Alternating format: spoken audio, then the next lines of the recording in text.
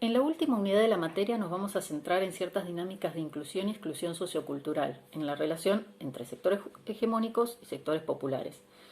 Específicamente vamos a ver esas dinámicas en algunos deportes, pero también a nivel institucional en los clubes sociales y deportivos, en los clubes de barrio. El objetivo es comprender esas dinámicas con ayuda de algunos conceptos que, como ya venimos diciendo, nos deben servir como herramientas de análisis para abordar los contextos actuales, las problemáticas globales también, pero sobre todo para debatir las estrategias que tanto clubes como deportistas plantean actualmente. Ustedes ya tienen un PowerPoint para seguir los puntos centrales del texto Cómo se puede ser deportista, de Pierre Bourdieu, así que nos vamos a centrar en algunas cuestiones generales para entender su análisis, la lógica de la teoría de Pierre Bourdieu. La primera cuestión es que para el autor la teoría y los conceptos son una herramienta para orientar la investigación científica, ¿no? Y es en la práctica de esa investigación en donde cobran sentido. Entonces, al usar conceptos como espacio social, campo, agentes, hábitus, capital, no es tanto que tengamos que acertarle a llenar esos conceptos como si fueran cajitas, sino analizar en la práctica observada cómo tienen sentido, cómo cobran sentido y cuál es su relevancia, ¿sí? De hecho, muchas veces nosotros retomamos de otros autores, de sus discípulos o de gente investigadores que han estudiado a Pierre Bourdieu y su teoría, retomamos de ellos la explicación de qué son cada uno de estos conceptos, porque el autor en sí, más bien, utiliza esa tipología para analizar distintos campos, el campo científico, el campo simbólico o el campo del deporte, como es en este caso. Bien, eso como primera cuestión. Una segunda cuestión es que la lectura siempre es desde las relaciones sociales, siempre.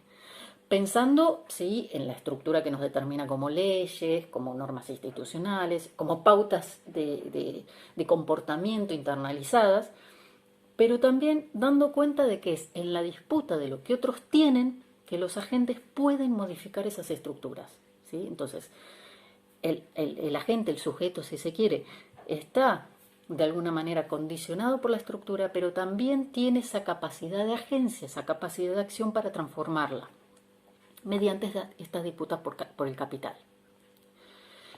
En su texto, el autor plantea cómo llega a concebir y analizar un campo del deporte, digamos, de dónde viene, cómo está integrado y sobre todo cuál es su dinámica.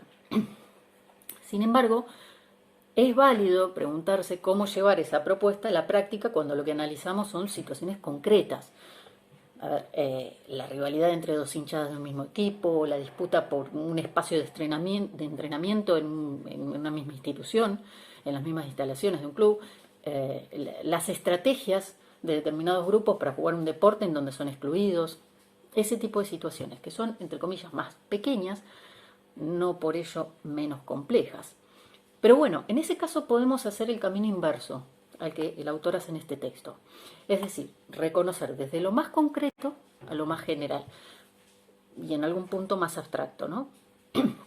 Es decir, al analizar determinada situación, lo primero que se tiene que hacer es ver qué agentes intervienen en ella. Luego, reconocer cuáles son sus bienes y observar, en tal caso, cuál es el más disputado en esa situación.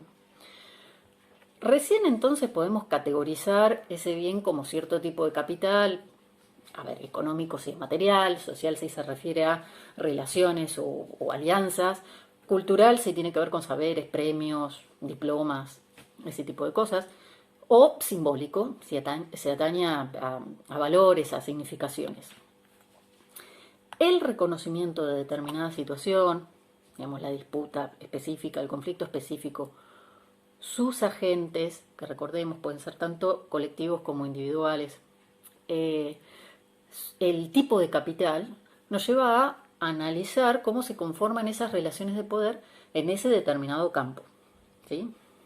Relaciones que, recordemos, son dinámicas, son susceptibles de ser modificadas, pero que a su vez, y por sobre todas las cosas, son desiguales, ¿sí? Porque solo es posible que haya disputa cuando se desea lo que el otro tiene. Entonces, cuando Bourdieu da una explicación a la genealogía, no a la historia, sino a la genealogía del deporte, Lo que mira son las relaciones de producción y consumo que la afectan, cómo se conformaron los lugares, las prácticas, los agentes hegemónicos y populares, cuál es el capital que disputan y qué hacen para conseguirlo. ¿Sí? Y en el medio de todo esto, cómo es que esas prácticas, lugares y disputas están internalizados y se los considera legítimos, casi lógicos, podríamos decir. En ejemplos más concretos. Es lógico que si voy a clases quiero obtener un título. Estoy disputando un capital cultural, en ese sentido, y rindo exámenes para conseguirlo, por ejemplo. O en el ámbito del deporte, en las elecciones de un club, pongo en juego mi capital como candidato. ¿Sí? Ese capital puede ser el dinero, la cantidad de socios afines a mi ideología, mi capacidad como gestor, probada a través de títulos y diplomas, o el hecho de que soy un socio fundacional, conozco de pe a pa el club y la gente valora mi opinión y mis sugerencias. Ahí estamos mencionando los 4 tipos de capitales, 4 tipos según Alicia Gutiérrez. Pero aunque tenga todos o alguno de esos tipos de capitales, respondo a las normas, respondo a una estructura. Respondo a las normas, voy a elecciones, voy a debates, juego limpio. En el mejor de los casos, también puede suceder que no, pero en este ejemplo, en donde le estamos otorgando al candidato todos los capitales posibles para ganar, vamos a hacer de cuenta que juega limpio. Sigue las normas, sigue la estructura. El que la lectura siempre sea desde las relaciones sociales es algo que podemos ver también en el texto de Caneva y Jaufret, donde ellos recuperan los sentidos que han tenido los clubes sociales y deportivos en la ciudad de La Plata y leen su transformación a partir de lo que ocurre en diferentes contextos. Bueno, ese texto es muy ameno, y también tienen acceso ustedes a una síntesis, así que bastará recordarles que estamos hablando de 3 periodos, 3 etapas, particularmente la etapa de origen, de apogeo y deterioro de los clubes sociales, que se corresponden aproximadamente a los periodos de entre 1880 1930, 1930 1960 y un poquito, y la etapa de deterioro finalmente a partir de aproximadamente 1970 en adelante, y bueno, ya después podemos debatir también qué siguió. Siempre con sus matices, ¿no? Pero bueno, aquí de nuevo, recordando Bourdieu, conocer lo que sucedió en esos periodos nos ayuda a reconstruir marcos históricos sociales, conocer quiénes eran los agentes y qué disputaban, sin hacer lecturas anacrónicas, que nos llevan a mirar el pasado con los valores actuales, digamos. Nosotros primero tenemos que, si vamos a analizar la situación de los clubes en el primer periodo, entre 1880 y 1930, claramente los agentes que disputaban ahí un lugar no eran los mismos que lo hacían a partir de 1970 en adelante. No eran las mismas las condiciones, por ejemplo, laborales, y por ende tampoco eran las mismas condiciones, no era lo mismo la vida del barrio, no eran los mismos los barrios, justamente. Entonces, todas esas cuestiones las tenemos que conocer para determinar bien cuáles son las condiciones en las que se disputan determinado capital estos agentes. A ver, lo importante a tener en cuenta en esta tesis, la de Caneva y Jaufret, es que además de la caracterización que obtenemos de los clubes en cada época, lo que está presente son los cambios sociales ocurridos en la Argentina y en la ciudad específicamente, ¿sí? Y cambios que derivaron en formas distintas de convocarse, de reunirse. Es decir, más que el efecto de determinadas políticas públicas sobre las instituciones en sí, lo que debemos ver es cómo se vieron afectados determinados sectores sociales ante esas políticas y, en consecuencia, cómo eso repercutió en sus lazos y formas de organizarse. Por ejemplo, sabemos que en la primera etapa surgieron clubes particularmente para el fomento de la cultura y el deporte, pero básicamente primó la cultura y el deporte de los grupos que conformaron su masa societaria, que básicamente eran grupos de inmigrantes que en esos espacios de reunión se mantenían en contacto con sus coterráneos, con sus ideas, su lenguaje, sus costumbres en común. A su vez, las problemáticas que los reunían tenían que ver con su incorporación al país, en donde palabras como progreso, unión, eran ideas fuerzas, ideas fuerza de esos grupos e instituciones. También seguramente algunas diferencias ideológicas y políticas con la gestión, bueno, provincial o nacional del momento. Pero en términos de las problemáticas concretas que los agrupaban, tenían por ahí que ver con esto, ¿no? Con las dificultades de integración. Durante los años dorados del club, digamos, durante el apogeo, los clubes crecieron, por supuesto, a nivel societario y hasta a nivel institucional y arquitectónico. Pero de nuevo, no es un beneficio que recibieron los edificios, ¿sí? Sino la manera en que se modificó la vida de los socios originales, y potenciales también, lo que permitió, por ejemplo, que hubiera mayor tiempo de ocio. Y ese tiempo fue dedicado a hacer otras actividades de recreación, y no solo lo ocupaban las actividades laborales. Lo que convirtió también al club en la famosa segunda casa, en donde además se encontraban muchas personas, incluso familias, ¿sí? Entonces, esos clubes se convirtieron en espacios de encuentro y aprendizaje intergeneracional.